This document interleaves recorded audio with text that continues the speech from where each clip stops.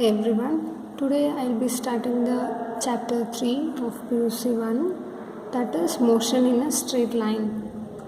So in this chapter you basically learn the introduction to the chapter, that is introduction to the chapter. The second thing is what is position,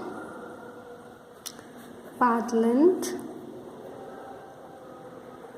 and displacement.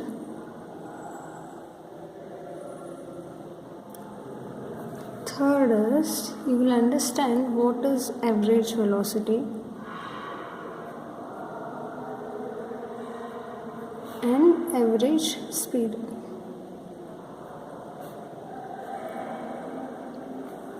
Fourth is, so from this average velocity we'll go to the next step, that is instantaneous velocity and speed. So the fifth part of the chapter is acceleration. Sixth is kinematic equations for uniformly accelerated motion, and the seventh last, that is relative velocity.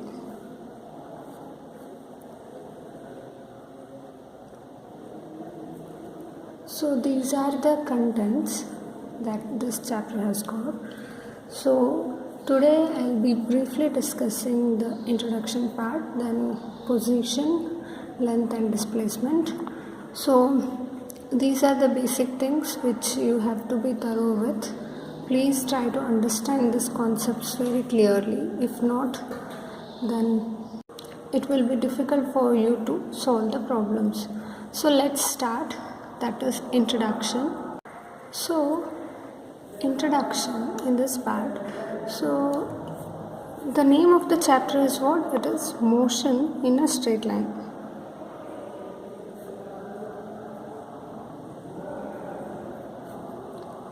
So then what is motion here? What is motion? Motion is the change in the position of an object with respect to time. So that is what motion is. It is the change in position of an object with time. So this is what the definition. So then let us understand the different types of motion that you encounter in your day-to-day life. So let me come from the motion of the bodies in universe. So universe itself in motion. So in the universe we have our galaxy, that is Milky Way galaxy. Milky Way has got sun. Sun is again in motion, and around the sun there are different planets that revolves around the sun. So take an example like Earth. So here is the sun. I'll make it bigger. So around the sun the earth is moving. It is moving in an elliptical path. So earth is moving in an elliptical path. So this is earth. Earth itself is rotating, but it also revolves around the sun. So this is one type of motion. So if you see earth, this is earth. So there is a moon which is revolving around the earth. So this is also the one type of motion. If you see again, there are few satellites which are moving around the earth in a orbit.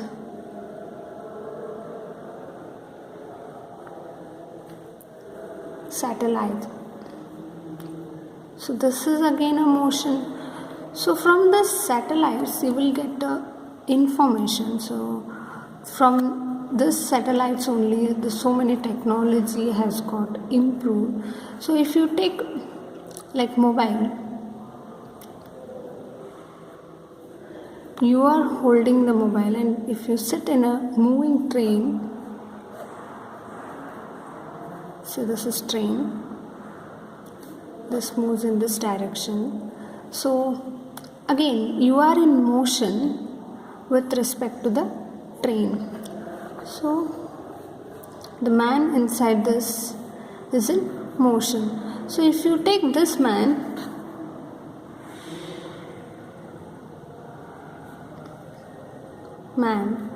then the blood which flows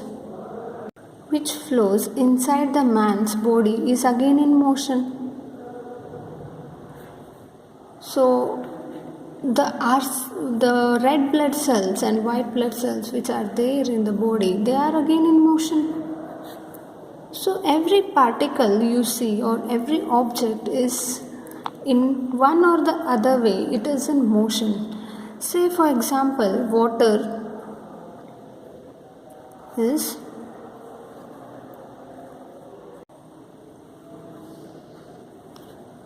falling from the high level. So when water falls, there's again a motion, isn't it? So if this is ground, so if water falls from high level, then this is again a motion. So what is there in water? Water has got chemical composition has H2O. It has got 2 atoms of hydrogen and 1 atom of oxygen. So when these two combines, when they form a bond, so this is the structure of water. So when they form the bond, they actually produces the water. So what is there in hydrogen? Hydrogen has got nucleus and an electron which is revolving around the nucleus. So for example, this is the direction of the electron and this is nucleus. So again the electron in hydrogen is in motion. So it is in circular motion. So one more thing, if you see clouds, are clouds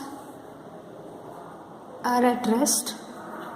No, they are in motion, right? They move from one position to another position. So again they have got the motion. If rain falls,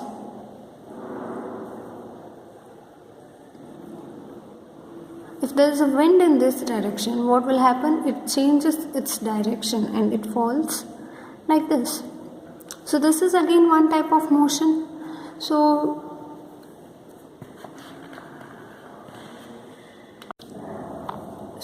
if you have ever observed a leaves falling from a tree, this is a leaf. So when it falls, will it fall directly like this? No, it has got a random direction of falling. So it falls like this. So this is another type of motion. So there's one more motion. If you see automobiles on road, so what kind of motion you see? It is a more or like linear motion. So motion is common to everything in the universe. What is it? Motion is common to everything in the universe. So you saw the motion of planets around the sun to the motion of electron around the nucleus. So they have got a different types of motion. Let us not worry about that. So let us understand what is motion. So as I said earlier, motion is what? It is change in position of an object with time. So how this motion changes with time? Do you know? So how the position of the object changes with time. So if you don't know, so let us learn this in this chapter. Let us learn how we describe the motion of the body. But before that, we are going to study only rectilinear motion in this chapter. What rectilinear motion means? The motion of the object in a straight line. So in this chapter, we are not worrying about the circular motion or vibrational motion. We are only learning the motion of the object along a straight line. So that is rectilinear motion. So the definition for this is the study of motion of objects along a straight line. So now you saw what is motion. So there should be opposite to the motion. What is it? It is rest. What is rest? When you say a body is at rest, so a particle is said to be at rest if its position remains same with respect to time and surrounding. When body doesn't change its position with respect to some time or with respect to the surrounding, then the body is said to be at rest. So a particle is said to be at rest if its position remains same with respect to time and surrounding. So this is what rest is. Example would be consider a table like something like this. What is this? Consider this is a table. So if you keep a book on this is book. So if there is no motion of book along this direction or this direction or this direction or this direction, then I can say the book is at rest. The book is at rest. If suppose the table moves in this direction and the book is constant on the table, then I can also say the book is rest with respect to the table.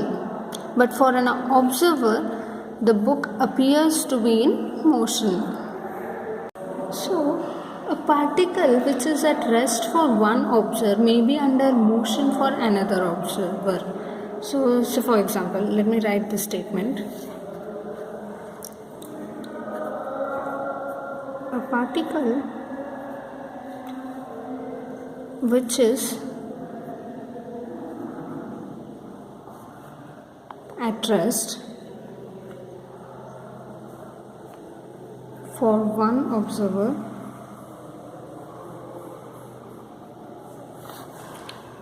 may be under motion for another observer. So what is this? What he is telling is, so if you see a particle which is at rest, and for a person who is seeing the same particle under different condition, this particle may appears in motion for that person. So say for example, for an observer standing on a railway platform, the passenger inside the train are under motion, but for the co-passenger, all are at rest with respect to the train. Imagine you are standing in a platform. Then what you see is, you see a train coming towards you. So if this is a platform, if a person is standing here, if a train comes from this direction,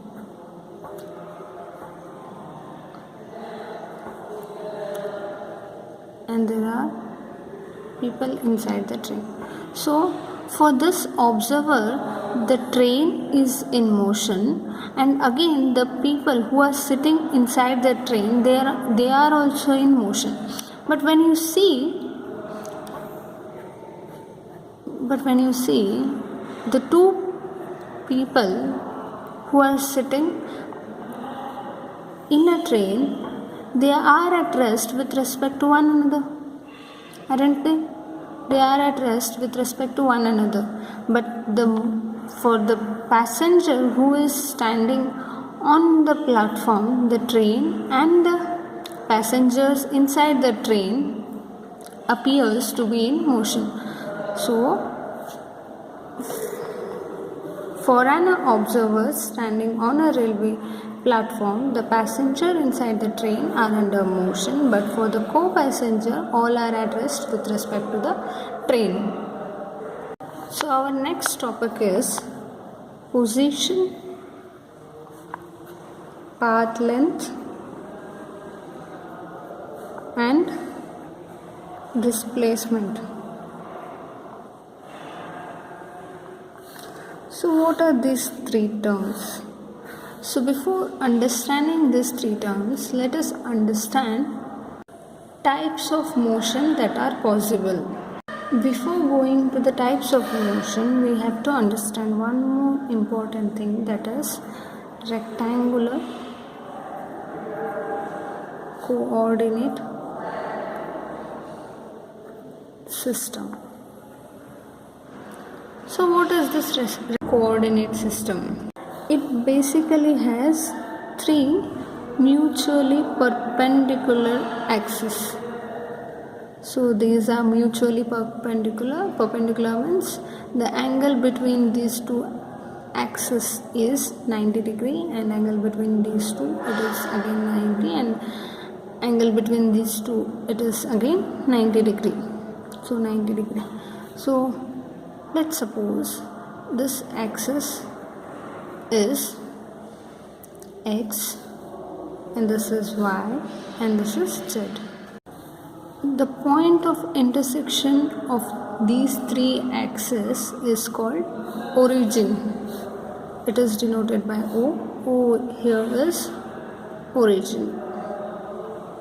So you have three axes, x-axis, y-axis, z-axis, which are mutually perpendicular to each other, and the intersection of these axes is the origin.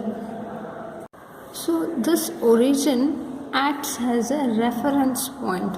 Say for example, if a body is moving,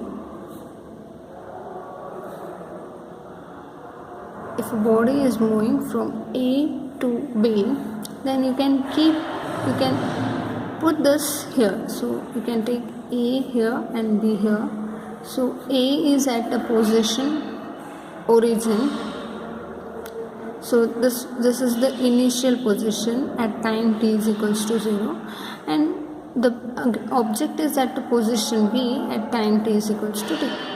So from this you can see from where the body has started and from where is the body at time t is equals to t. So the time period here is t, 0 to t. So the coordinates are denoted by x, y, z. These coordinates of an object describes the position of the object with respect to this coordinate system. How? See, so for example, you have x-axis and you have y-axis. Say suppose 0. This is 1 meter, 2, 3. The scale is in meter. Again here it is 1, 2. If there is an object which started its motion from the origin and it went till here. So now from this coordinate system I can say what is the position of the object. So what will be the position? It will be just 1. This coordinates will give the position of the object. For one more example, so this is again y-axis, this is again x-axis. So this is origin 1, 2, 3, 1, 2, 3. So the scale is in meter. This you can take it as distance, which is in meter. So the particle starts from here and it reaches to the point here.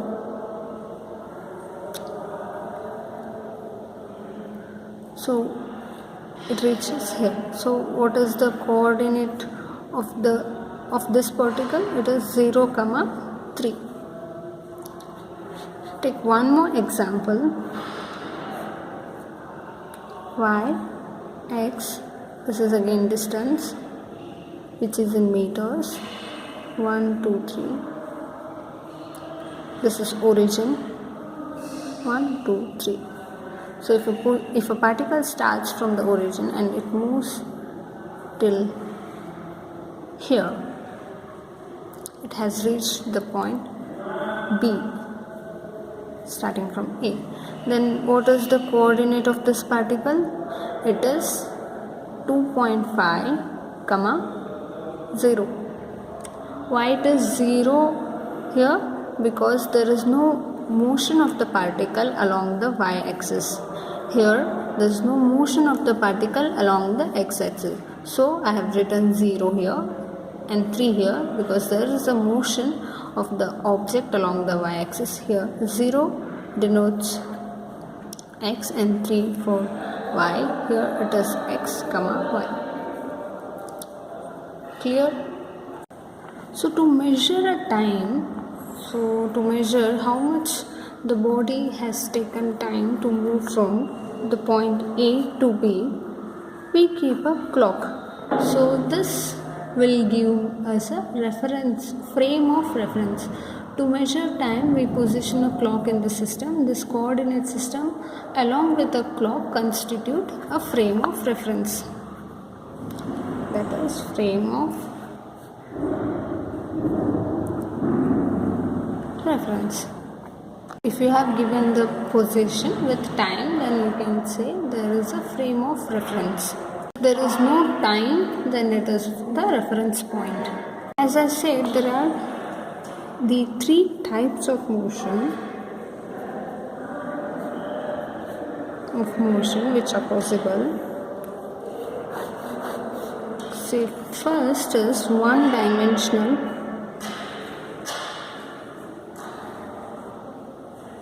motion. So this is a type of the motion where the particle moves in a straight line. So, like the way I said, if particle starts from A, the origin, and moves to the point B, then there is no motion along the y-axis and there is motion only along the x-axis, then I can say this is 1D motion. What could be the example? Example is a car moving in a straight road. If a car from here moves to point here, then the motion of the car is 1D motion. The second is two-dimensional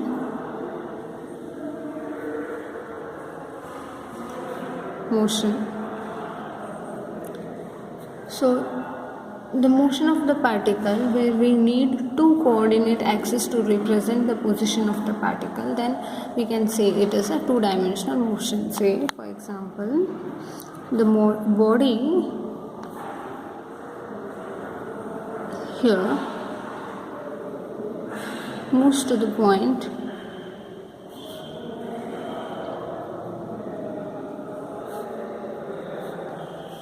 so here the motion of the particle is from point P to the point Q. So how do you tell the coordinates? So you need two coordinates to measure the motion of the particles, that is x and y. So if keep PQ, then from this you can say what is the value of x and what is the value of y. So this is 2D motion, wherein you need two coordinates to represent the position of the particle. Third is 3-dimensional motion. So 3-dimensional motion. So for this motion of the particle, we need three coordinate axes to represent the position. So for example, flying of a bird.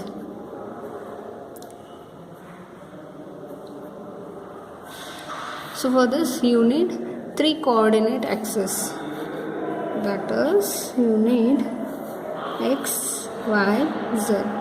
A bird can start from here, it can go all the way like this. So then you need three coordinates to describe or to tell the position of the bird. So this is 3D motion. And the example for two-dimensional motion would be a football kicked by a player.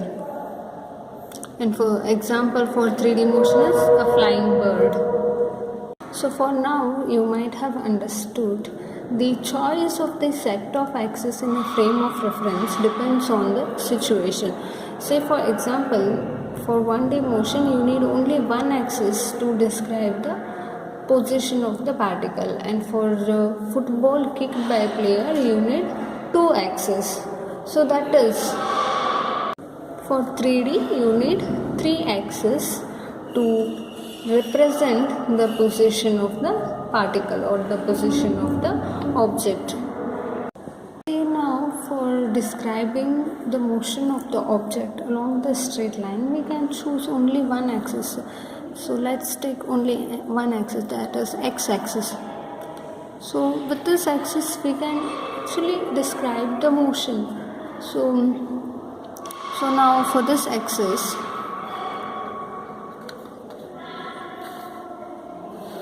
so there can be minus x and there can be plus x.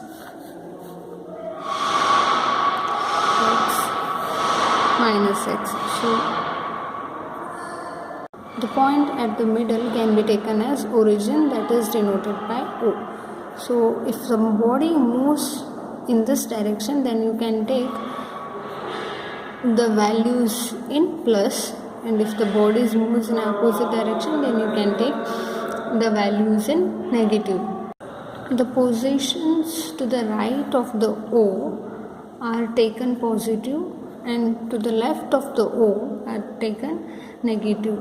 This is the convention. You can also take this as plus x and this as minus x, no worries, but if you follow this convention then it will be easy.